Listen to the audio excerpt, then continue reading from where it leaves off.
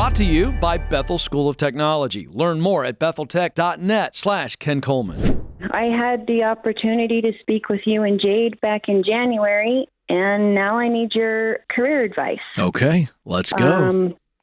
My main question for wanting to talk to you is I'm not getting fulfillment at work, and it has caused me to begin looking for other options. And I decided I want to take my career in a whole different direction. So about mid-April, I started utilizing your proximity principle. And long story short, it's led me to facing an opportunity with working at the IRS as a revenue agent. Wow. Which would give me a lot more fulfillment. Really? And a lot more challenging. Yeah. Well, how would that role be fulfilling for you? I'm curious. Well, I'm an accountant with 13 years of experience. I have my bachelor's degree and I have about 4 years of professional tax experience. And so I would be auditing tax returns, interacting with people a lot more. The best example is my current job is it's like doing first grade math every day. And this would put me more on a challenging level of algebra. Okay, good. So there's a real challenge there. I got to tell you, it threw me off, if I can confess to you, Megan, because you seem like a really nice person. And I think IRS people get a really bad rap because we all just hate paying taxes. And I think we're all scared to death of getting audited. And you just mentioned the word auditing, and I didn't feel scared. So maybe this is the secret, is to hire more Megans. Well, Ken, I'm hoping that by having the heart of a teacher, I might be a good guy. Listen, Megan, I'm telling you, you're a good guy.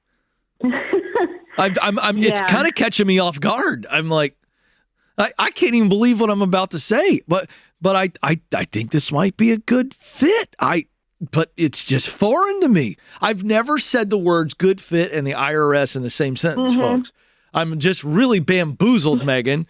But what's your question for me? So this is on the table for you. Has this been offered to you? Not yet, but there's a 90% chance they'll hire me. Okay. Based on just my qualifications alone. And I did not expect it to lead this way, but your proximity principle worked a lot better than I thought. But anyway, I've never been in a position like I am now where I have a really good job. Okay. I'm paid very well. They're good people. Okay. But I can't fulfill. I eventually want to get into the role of a forensic accountant. You know, those people who help solve crime, financial crime. Interesting. Do you know what the path is to doing that, to becoming a forensic accountant?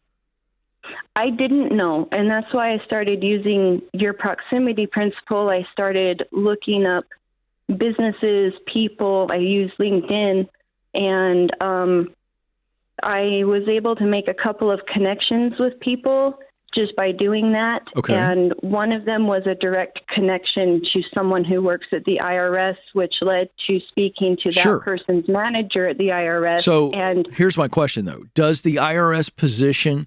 Does that get you up another rung or two on the ladder to becoming? Okay, that's what I was wondering. It does, because they will teach me the skills necessary to, do internal auditing, look what they're looking for. And they said after about the first 2 to 3 years, I could go into their fraud department, or I can move into a different agency altogether, like maybe go work for the FBI or the U.S. Treasury. So let's look at what you're making right now, because it feels like you've still got a little bit of doubt as to whether or not you should take this IRS job. Is that what I'm detecting?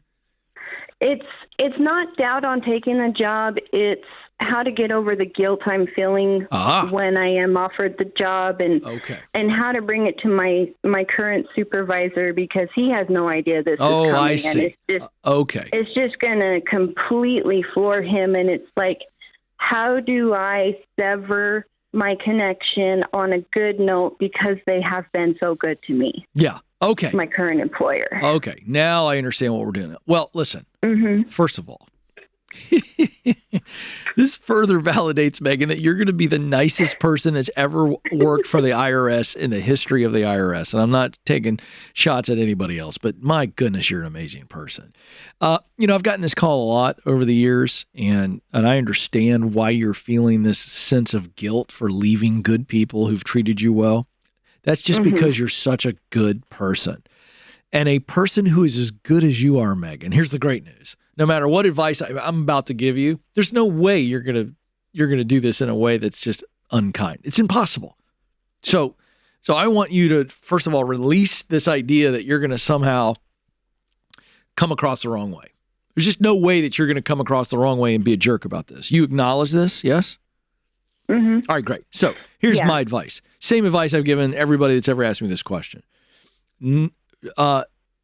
You just need to treat them the way that you would want them to treat you. So I would literally role reverse. And I would put yourself in the shoes of your leader that you're going to go have this conversation with. And knowing the history, because you know both relationships, you're role reversing. What would you want you to say?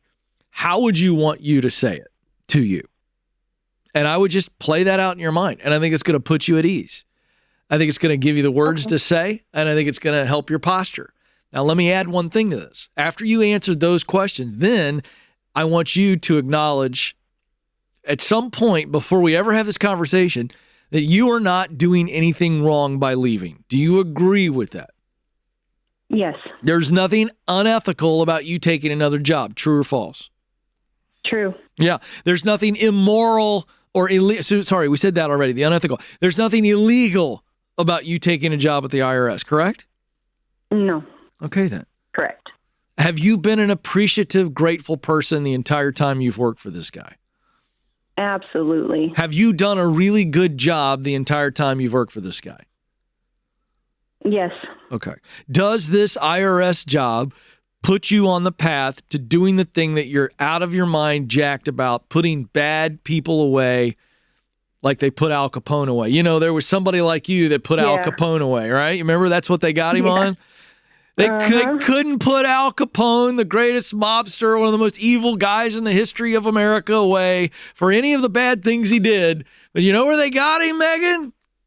Taxes. They got him on taxes.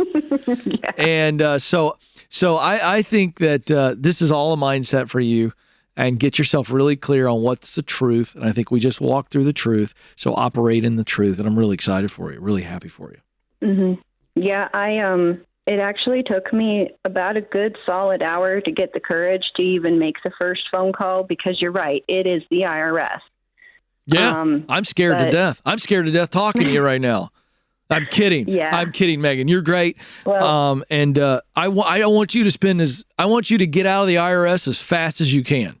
All right? That would be my thing. Move as quickly as you can into this forensic stuff and put the bad people away and leave the good people alone. How about that? Can we agree on that? okay. Launch your tech career today at betheltech.net/Ken Coleman.